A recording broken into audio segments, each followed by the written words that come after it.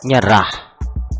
Surya Paloh pusing, gak mau ikut campur urusan Anies. Anies sampai saat ini masih belum menampakkan batang hidungnya di depan publik. Entah dia hilang, dihilangkan, atau menghilangkan diri. Hilang sih tidak mungkin, karena yang bersangkutan harus ikut pemilu. Kalau hilang, tidak bisa jadi presiden. Dihilangkan, bisa jadi. Dihilangkan untuk sementara karena Bashar dan pendukung sedang pusing 7 keliling. Menghilangkan diri, ini yang paling mungkin terjadi. Kabar terakhir, dia masih di Australia beberapa hari lalu. Apakah dia sudah pulang? Saya masih belum tahu persis. Bisa jadi masih di sana tak berani pulang, atau sudah pulang tapi ngumpet. Mirip Rizik yang sama-sama penakut, berani berbuat demi ambisi politik, tapi tidak berani bertanggung jawab di depan publik. Maunya tampil cuma di saat seremonial atau peresmian proyek baru. Surya Paloh buka suara soal janji politik Anies pada saat menjabat sebagai Gubernur DKI Jakarta, yang kembali diungkit usai insiden kebakaran di depo Pertamina Pelumpang. Ternyata Surya Paloh nyerah dan angkat tangan saudara-saudara sekalian. Dia serahkan seluruh persoalan tersebut pada Anies. Dia tidak mau mencampuri urusan tersebut. Gak apa-apa. Kalau ada masalah, ya kita kasih tahu. Kalau ada rakyat mengadu, kita coba akan. Rakyat yang dirugikan misalnya. Ini kan ada 1-2 orang yang dia mengklaim bahwa saya dirugikan. Masa kita campuri? Kata Surya. Dia mengaku terlalu banyak persoalan yang akan dihadapi jika ikut mencampuri kontrak politik tersebut. Pasalnya, bisa terlalu panjang dan berlarut jika persoalan tersebut dibicarakan. Siapa yang bikin kontrak? Siapa yang teken? Banyak benar urusannya. Katanya, Nasdem nyerah nih, jadi pember Anies. Anies enak-enakan menghilang diri. Nasdem yang dikejar sampai pusing.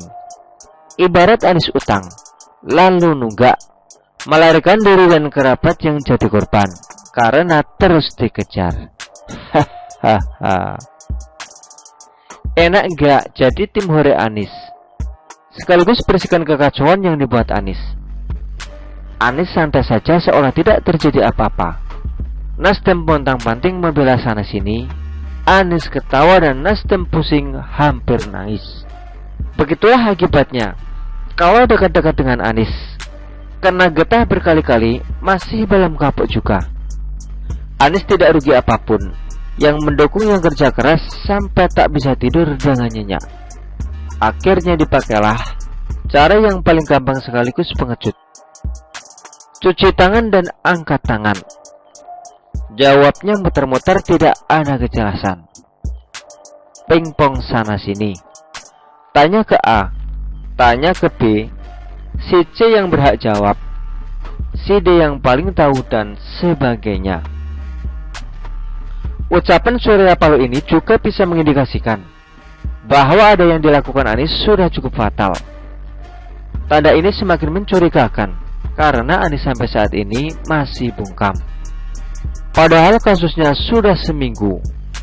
Anies tidak akan bungkam selama ini kalau bukan karena kesalahan fatal. Anies biasanya gampang berkelit, pintar ngelas, dan mudah membalikkan narasi yang menyerang dirinya. Tapi kali ini dia masih diam. Kenapa? Karena terpojok.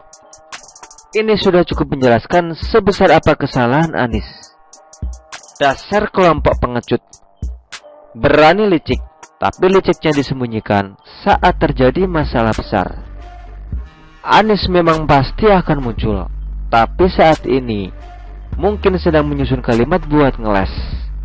Kelompoknya pasti sedang briefing mengenai cara menyikapi ini agar berdampak seminimal mungkin.